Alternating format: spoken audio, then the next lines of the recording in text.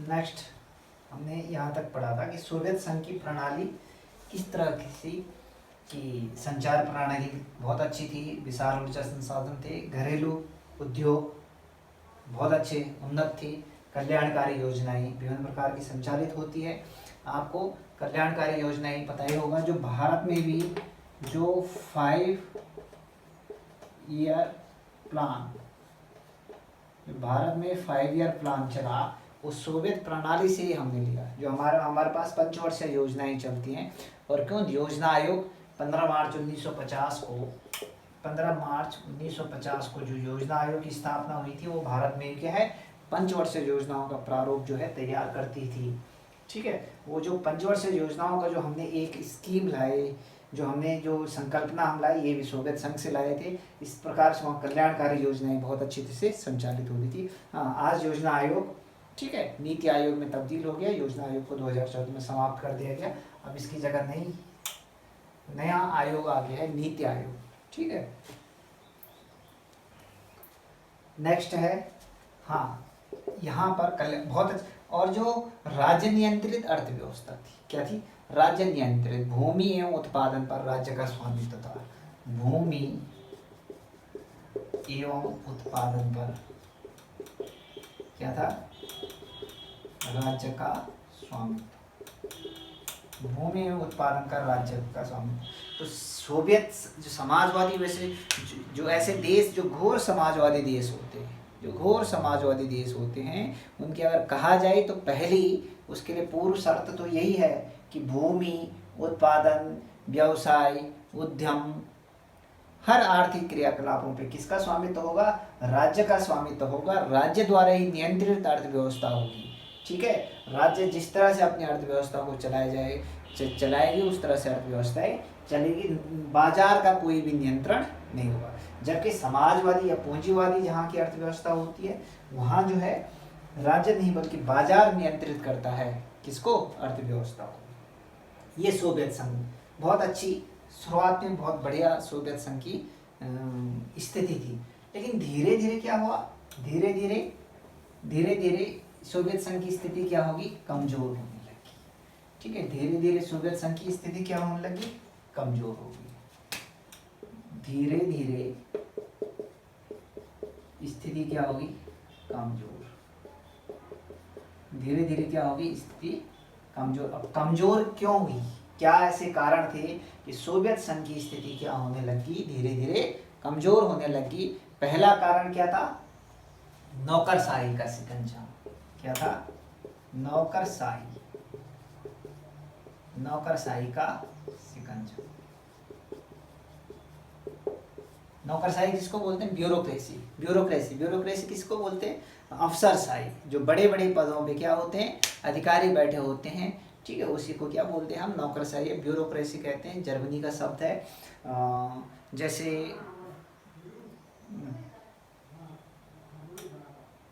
जैसे हमारे यहाँ डीएम हो गया, ठीक है, सचिव हो गए, बड़े बड़े स्तर के जो उच्च पदे पे लोग जो बैठे होते हैं, उन्हीं को सम्मिलित रूप से नौकरशाही कहते हैं। तो नौकरशाही की क्या थी, का शिकंजा था। ठीक है, जैसे आज बना, आप किसी दफ्तर में जाओ, चाहे आपका अधिकार है कि मुझे ये काम करवाना है, मेरे ये काम है, लेकिन अधिकारी क्या कर रहे हैं, आपकी बातों का अनसुना कर रहे हैं, कह रहे हैं कि अभी टाइम नहीं है, रख दो फाइल, रख दो, कुछ टाइम बाद आना। ठीक है, लाल फीताशाही इसको बोलते हैं, रेड टेपिंग या लाल फीताशाही, कि काम को क्या है, टालते रहना था। अधिकारी तंत्र का एक बहुत गलत एक इसका साइड इफेक्ट भी आता है। समाजवादी प्रणाली में काफी साइड इफेक्ट इसका देखा भी गया, नौकरशाही का शिकंजा, जिससे जो व्यवस्था है सत्तावादी होगी। व्यवस्था क्या होगी, सत्तावादी होगी। सत्तावादी व्यवस्था मतलब लोगों को क्या है, कोई अधिकार नहीं, कुछ काम कोई करना चाहिए अपना, तो क्या है, नौकरशाही का शिकंजा इतना है कि व्यक्ति के कोई अधिकार नहीं है। ठीक है, या उसके काम जल्दी जल्दी नहीं हो रहे हैं। और दूसरा कमजोर होने का कारण एक दूसरा क्या है,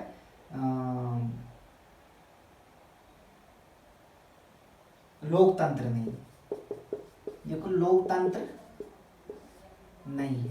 ठीक है, लोकतंत्र नहीं है। लोकतंत्र का मतलब जिस देश में नियमित अंतराल के बाद चुनाव होते हैं उसको लोकतांत्रिक देश बोलते हैं। जैसे भारत में हर 5 साल बाद चुनाव हो रहे, लोकतांत्रिक देश है।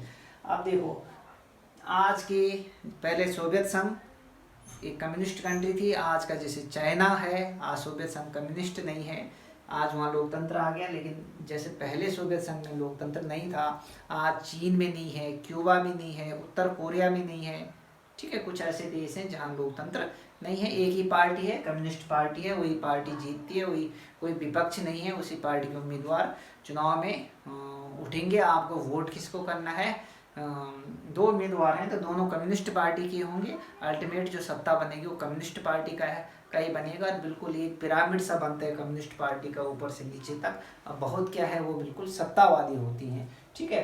तो लोकतंत्र बिल्कुल नहीं, अगर लोकतंत्र नहीं है तो तब और क्या नहीं होगा, अभिव्यक्ति,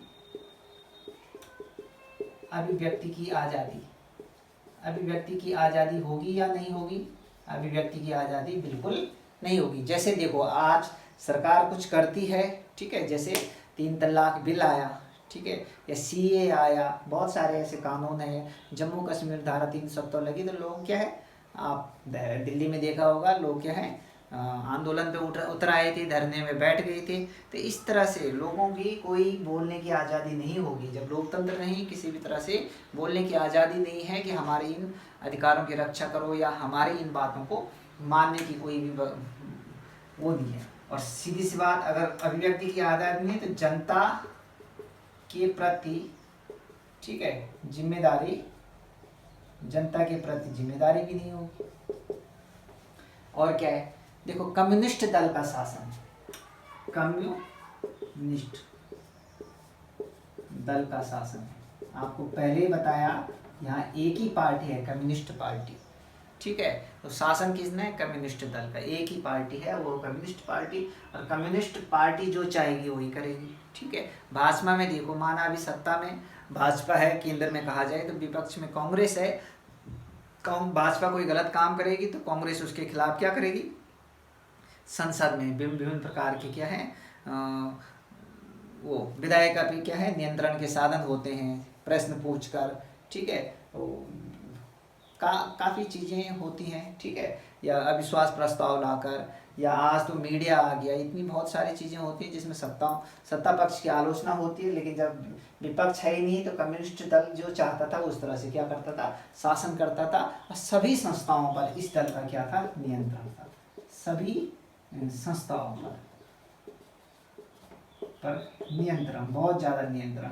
जैसे माना आज स्कूल हो, कॉलेज है, कि स्कूल की राजनीति, कॉलेज की राजनीति, क्या होना है क्या नहीं होना, हॉस्पिटल में क्या होना है क्या नहीं होना है, तो कम्युनिस्ट पार्टी के लोग क्या हैं, बहुत ज़्यादा क्या था, उनका नियंत्रण था, हर सत्ता पे अपनी तरह से क्या है, मनमानी तरीके से सत्ता चलाते थे, जिससे धीरे धीरे सोवियत संघ की स्थिति क्या होगी, कमज़ोर होगी। हाँ, आपको पता है कम्युनिस्ट ये गणराज्यों से बना था, 15 गणराज्यों से क्या था ये बना था, सोवियत संघ 15 गणराज्यों से बना था। और आप बताओ, जब बना 15 गणराज्यों से था, ठीक है, 15 गणराज्यों से पढ़, और उनकी आकांक्षाओं, उन गणराज्यों की आकांक्षाओं की पूर्ति सोवियत संघ नहीं कर पा रहा था, उनकी आकांक्षाओं की पूर्ति जो है सोवियत संघ नहीं कर पा रहा था। 15 अलग अलग राज्यों को, 15 अलग अलग देशों को एक साथ मिला के रखना, और उनकी बातों, देखो आपको पता है किस तरह से क्या है, बिल्कुल कठोर शासन है, तो उनकी आकांक्षाओं की पूर्ति नहीं हो पा रही, तो धीरे धीरे उनके अंदर भी क्या है, उस एक जो USSR संघ है, संघ से दूर होने की क्या है, उनकी इच्छा क्या होगी, जागृत होगी। और सबसे एक महत्वपूर्ण बात, 15 गणराज्य तो थे, लेकिन ज़्यादा नियंत्रण सब पे किसका था, रूस का नियंत्रण था, रूस की ही सत्ता चलती थी, ठीक है, रूस का नियंत्रण पूरे 15 गणराज्यों पे था। धीरे धीरे जिससे क्या है, लोग इन कारणों से इससे विमुख हो गए, इस संघ से विमुख होने लग गए, और 1991 में एक ऐसा समय आया कि स्थिति इनकी कमजोर होने लग गई और विघटन की ओर बढ़ गया। ठीक है, धन्यवाद।